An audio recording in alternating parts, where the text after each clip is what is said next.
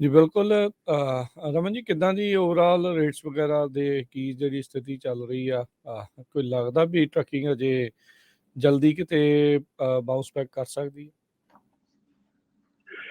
ਦੇਖੋ, ਟਰੱਕਿੰਗ ਦਾ bounce back ਜਿਹੜਾ ਹੈਗਾ ਉਹ ਡੈਫੀਨੇਟਲੀ ਥੋੜਾ ਟਾਈਮ ਲੱਗੇਗਾ, ਕਿਉਂਕਿ ਆਪਾਂ ਸ਼ੁਰੂ ਤੋਂ ਗੱਲ ਕਰਦੇ ਆ ਰਹੇ ਹਾਂ ਕਿ ਜਿਹੜਾ ਫਸਟ ਕੁਆਰਟਰ ਹੈਗਾ ਇਹ ਨਾਰਮਲ ਸਲੋ ਡਾਊਨ ਹੁੰਦਾ ਹੀ ਆ।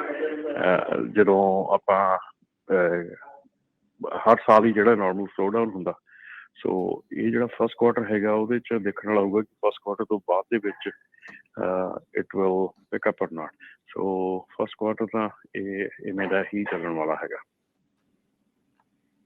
ਜੀ, ਕਿਉਂਕਿ ਜੋ ਇਕੋਨੋਮਿਸਟ ਆ ਉਹ ਵੀ ਕਹਿ ਰਿਹਾ ਵੀ ਜਿਹੜਾ ਸਾਲ 2023 ਦੀ ਸ਼ੁਰੂਆਤ ਆ ਉਹ ਟਰੱਕਿੰਗ ਦੇ ਲਈ ਇੰਨੀ ਕੋਈ ਇਹ ਨਹੀਂ ਹੈ ਜਿੱਦਾਂ ਆਪਾਂ ਸੋਚਦੇ ਨਾ ਵੀ ਸੈਂਟਾ ਲੈ ਕੇ ਆ ਰਿਹਾ ਗਿਫਟ ਨਵਾਂ ਸਾਲ।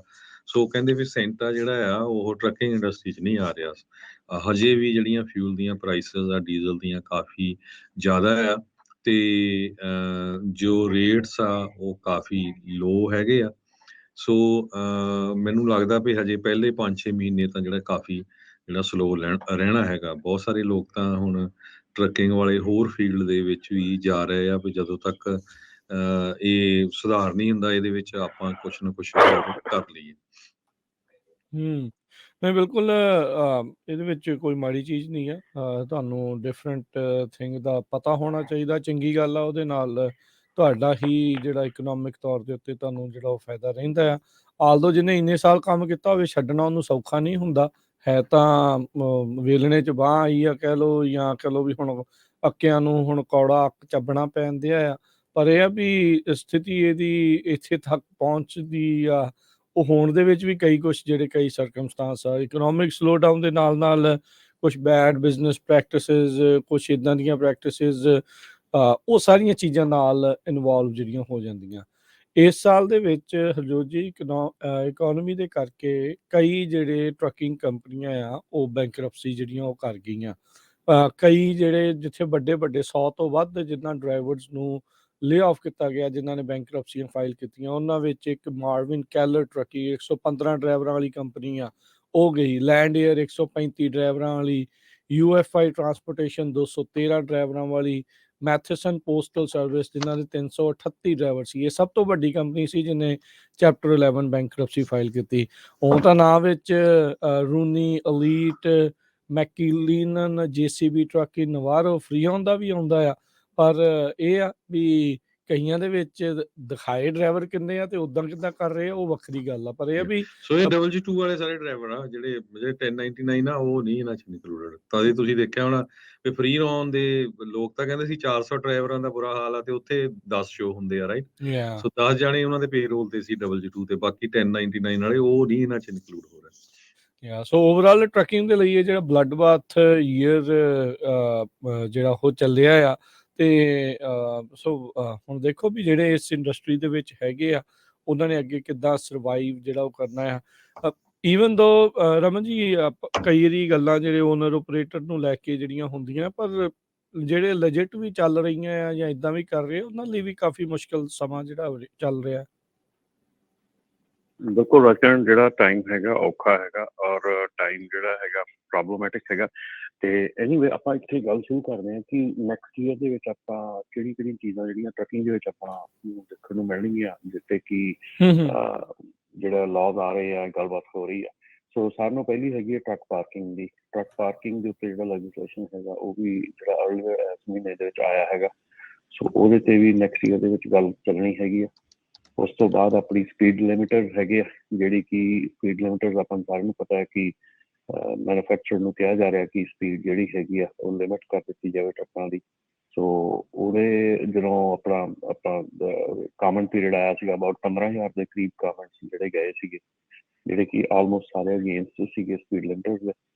ਸੋ ਇਹ ਵੀ ਇੱਕ ਜਿਹੜਾ ਲਾਅ ਹੈਗਾ ਅਗਲੇ ਸਾਲ ਦੇ ਵਿੱਚ ਆਉਣਾ ਆ। ਜਿਹੜਾ ਬ੍ਰੋਕਰ ਓਵਰਸਾਈਟ ਹੈਗਾ ਉਹਦੇ ਉੱਤੇ ਵੀ ਜਿਹੜੀ ਗੱਲ ਕੀਤੀ ਜਾ ਰਹੀ ਹੈ ਸਾਲ ਦੇ ਵਿੱਚ, ਉਹ ਨੈਕਸਟ ਈਅਰ ਦੇ ਵਿੱਚ ਉਹਦਾ ਵੀ ਜਿਹੜਾ ਆ ਉੱਤੇ ਗੱਲਬਾਤ ਹੋਣੀ ਹੈ 2023 ਸਪੈਂਡਿੰਗ ਬਿੱਲ ਦੇ ਵਿੱਚ ਜਿਹੜਾ ਹੈਗਾ। ਉਸ ਤੋਂ ਬਾਅਦ ਓਵਰ ਟਾਈਮ ਪੇ ਦੀ ਗੱਲ ਜਿਹੜੀ ਆ ਉਹ ਕਾਫੀ ਦੇਰ ਤੋਂ ਇਹ ਚੱਲਦੀ ਆ ਰਹੀ ਹੈ, ਕੋਸ਼ਿਸ਼ ਕੀਤੀ ਜਾ ਰਹੀ ਆ। ਸੋ ਇਹਦੇ ਉੱਤੇ ਓਵਰ ਟਾਈਮ ਪੇ ਦੇ ਉੱਤੇ ਵੀ ਜਿਹੜਾ ਗੈਰੰਟੀਡ ਓਵਰਟਾਈਮ ਫੋਰ ਟਰੱਕਰਜ਼ ਐਕਟ ਹੈਗਾ, ਉਹਦੇ ਵਿੱਚ ਗੱਲਬਾਤ ਚੱਲ ਰਹੀ ਆ।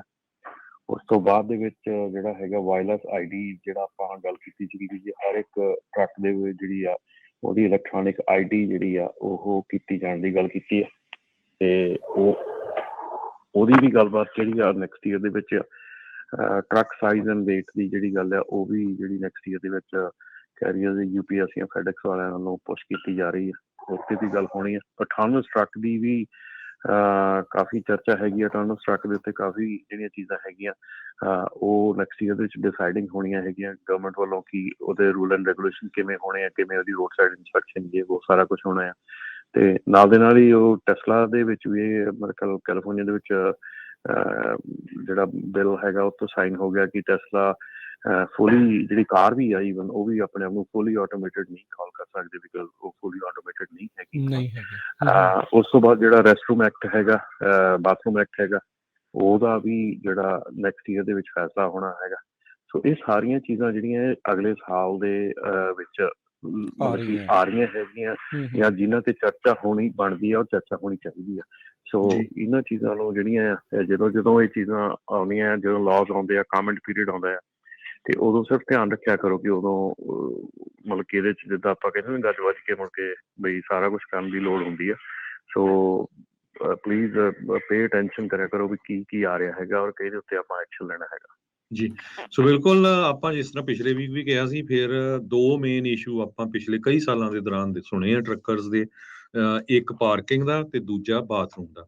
ਸੋ ਬਾਥਰੂਮ ਦਾ ਆਲਰੇਡੀ ਤੁਹਾਨੂੰ ਪਿਛਲੇ ਵੀਕ ਵੀ ਦੱਸਿਆ ਸੀ ਵੀ 2 ਸੈਨੇਟਰਸ ਜੋ 2 ਕਾਂਗਰਸਮੈਨ ਹੈਗੇ ਉਹ ਬਿੱਲ ਲੈ ਕੇ ਆਲਰੇਡੀ ਜਾ ਚੁੱਕੇ ਆ US ਦੇ ਵਿੱਚ, ਤੇ ਤੁਸੀਂ ਸੈਨੇਟ 'ਚ ਕਾਂਗਰਸ 'ਚ ਤੇ ਤੁਸੀਂ ਕਾਲਾਂ ਜ਼ਰੂਰ ਕਰੋ ਆਪਣੇ ਕਾਂਗਰਸਮੈਨ ਨੂੰ ਵੀ ਉਸ ਬਿੱਲ ਦੀ ਜਿਹੜੀ ਆ ਸਪੋਰਟ ਕਰੋ। ਤੇ ਦੂਸਰਾ, ਜਿਸ ਤਰ੍ਹਾਂ ਤੁਸੀਂ ਟਰੱਕਿੰਗ ਪਾਰਕਿੰਗ ਦਾ ਦੱਸਿਆ, ਰਾਈਟ ਨਾਓ ਅਮਰੀਕਾ ਦੇ ਵਿੱਚ ਕਹਿੰਦੇ ਵੀ 11 ਟਰੱਕਾਂ ਪਿੱਛੇ ਸਿਰਫ ਇੱਕ ਪਾਰਕਿੰਗ ਆ, ਤੇ ਸੈਨੇਟ ਨੇ $755 ਮਿਲੀਅਨ ਦਾ ਜਿਹੜਾ ਆ ਇੱਕ ਬਜਟ ਆ ਪ੍ਰਪੋਜ਼ ਕੀਤਾ ਹੈ ਟਰੱਕ ਪਾਰਕਿੰਗ ਦੇ ਲਈ। ਇਹ ਪਬਲਿਕ ਤੇ ਪ੍ਰਾਈਵੇਟ ਰਲ ਕੇ ਜੋ ਇਹ ਸੈਟਅਪ ਕੀਤਾ ਜਾਊਗਾ। Truck parking safety improvement act, ਇਹਨੂੰ ਸਪਾਂਸਰ ਕੀਤਾ ਸੀ ਸੈਨੇਟਰ ਸਿੰਥੀਆ ਲੂਮਿਸ, ਇਹ ਰਿਪਬਲਿਕਨ ਆ ਵਾਇਓਮਿੰਗ ਤੋਂ, ਤੇ ਮਾਰਕ ਕੈਲੀ ਇਹ ਡੈਮੋਕ੍ਰੇਟ ਆ ਐਰੀਜ਼ੋਨਾ ਤੋਂ। ਸੋ ਇਹ ਲਾਸਟ ਈਅਰ ਅਪਰੂਵ ਹੋ ਗਿਆ ਸੀ ਹਾਊਸ ਟਰਾਂਸਪੋਰਟੇਸ਼ਨ ਤੇ ਇਨਫਰਾਸਟ੍ਰਕਚਰ ਕਮੇਟੀ ਵੱਲੋਂ ਜੁਲਾਈ ਦੇ ਵਿੱਚ। ਸੋ ਇਹ ਜਿਸ ਤਰ੍ਹਾਂ ਤੁਸੀਂ ਦੱਸਿਆ ਆ ਵੀ ਆਉਣ ਵਾਲੇ ਸਾਲ ਦੇ ਵਿੱਚ ਇਹਦੇ ਤੇ ਕਾਫੀ ਵਰਕਆਊਟ ਹੋਣਾ। ਸੋ ਇਹਦੇ ਸੰਬੰਧ ਦੇ ਵਿੱਚ ਵੀ ਆਪਣੇ ਜਿਹੜੇ ਸੈਨੇਟਰਸ ਆ ਉਹਨਾਂ ਨੂੰ ਤੁਸੀਂ ਜ਼ਰੂਰ ਕਾਲ ਕਰੋ, ਕਿਉਂਕਿ ਜਿਹੜੀ ਸਿਚੁਏਸ਼ਨ ਆ ਇਹ ਬਹੁਤ ਬੈਡ ਆ ਵੀ 11 ਟਰੱਕਾਂ ਪਿੱਛੇ ਸਿਰਫ ਇੱਕ ਪਾਰਕਿੰਗ ਸਪਾਟ ਆ। ਇਹ ਆਇਡਾ ਦੇ ਪ੍ਰੈਜ਼ੀਡੈਂਟ ਟੌਡ ਸਪੈਂਸਰ ਆ, ਉਹਨਾਂ ਨੇ ਇਹ ਦੱਸਿਆ ਹੈਗਾ। ਇਸੇ ਤਰ੍ਹਾਂ ATA ਦੇ ਪ੍ਰੈਜ਼ੀਡੈਂਟ ਕ੍ਰਿਸ ਪੀਅਰ, ਉਹਨਾਂ ਨੇ ਵੀ ਕਿਹਾ ਵੀ ਜਿਹੜੀ ਟਰੱਕ ਪਾਰਕਿੰਗ ਦੀ ਸ਼ਾਰਟੇਜ ਆ ਇਹ ਬਹੁਤ ਵੱਡੀ ਇਸ ਟਾਈਮ ਦੇ ਉੱਤੇ ਪ੍ਰੋਬਲਮ ਆ, ਸੇਫਟੀ ਨੂੰ ਲੈ ਕੇ ਸਾਰਾ ਕੁਛ। ਤੇ ਇਹ 2 ਬਹੁਤ ਵੱਡੇ ਇਸ਼ੂ ਆ ਜਿਹਦੇ ਤੇ ਤੁਹਾਨੂੰ ਐਕਟ ਕਰਨਾ ਪੈਣਾ। ਕਾਲਾਂ ਕਰੋ ਆਪਣੇ ਸੈਨੇਟਰਸ ਨੂੰ, ਕਾਂਗਰਸਮੈਨ ਨੂੰ, ਤੇ ਜੇ ਫਿਰ ਚੁੱਪ ਕਰਕੇ ਬਹਿ ਜਾਂਦੇ ਆਪਾਂ ਵੀ ਇਹ 2 ਇਸ਼ੂ ਤੇ ਰਮਨ ਜੀ 2023 ਤੋਂ ਬਾਅਦ ਗੱਲਬਾਤ ਨਹੀਂ ਕਰਨੀ, ਨਾ ਪਾਰਕਿੰਗ ਤੇ ਨਾ ਬਾਥਰੂਮ ਬਾਰੇ। ਬਿਲਕੁਲ ਜੀ, ਜਦੋਂ ਟਾਈਮ ਆਉਂਦਾ ਹੈ ਉਦੋਂ ਗੱਲ ਕਰਨ ਦਾ ਜ਼ਰੂਰੀ ਹੁੰਦਾ। ਸੋ ਇਹੋ ਹੀ ਸਾਰਿਆਂ ਨੂੰ ਇਨਕਰੇਜ ਕਰਾਂਗੇ ਕਿ ਜਦੋਂ ਇਹੀ ਗੱਲਬਾਤ ਛਿੜਦੀ ਹੁੰਦੀ ਹੈ, ਕੋਈ ਵੀ ਚੱਲਦੀ ਹੁੰਦੀ ਆ, ਸਾਡਾ ਰੇਡੀਓ ਤੇ ਇਨਫੋਰਮੇਸ਼ਨ ਲੈ ਕੇ ਆਉਣ ਦਾ ਫਰਜ਼ ਬਣਦਾ ਆ ਔਰ ਲੈ ਕੇ ਆਈਦੀ ਆ। ਤੇ ਉਹਦਾ ਮਤਲਬ ਇਹ ਹੁੰਦਾ ਕਿ ਤੁਸੀਂ ਉੱਥੇ ਐਕਟ ਤੁਸੀਂ ਕਰਨਾ ਆ। ਰੇਡੀਓ ਨੇ ਜਾਂ ਅਸੀਂ ਜਾਂ ਮੈਂ ਜਾਂ ਕਿਸੇ ਨੇ ਇਕੱਲੇ ਨੇ ਉੱਤੇ ਐਕਟ ਨਹੀਂ ਕਰਨਾ ਹੈਗਾ। ਸੋ ਸਾਰਿਆਂ ਨੂੰ ਐਕਟ ਕਰਨਾ ਪੈਣਾ ਜੀ। ਬਿਲਕੁਲ, ਹੋਰ ਬਹੁਤ ਸਾਰੀਆਂ ਜਿਹੜੀਆਂ ਨਾਲ ਚੀਜ਼ਾਂ ਜਿਹੜੀਆਂ ਚੱਲ ਰਹੀਆਂ ਆ ਭਾਈ, ਧਿਆਨ ਜਿਹੜਾ ਉਹ ਰੱਖਿਓ।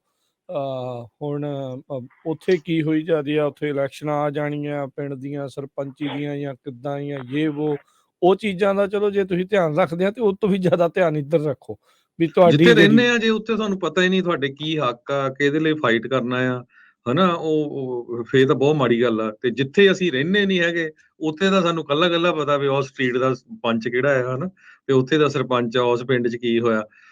ਠੀਕ ਆ, ਜਿੰਨ ਫਿਕਰ ਕਰਨਾ ਉੱਥੇ ਦਾ ਵੀ ਕਰੋ, ਪਰ ਜਿੱਥੇ ਤੁਸੀਂ ਹੈਗੇ ਆ ਜੇ ਤੁਸੀਂ ਨਹੀਂ ਫਾਈਟ ਕਰੋਗੇ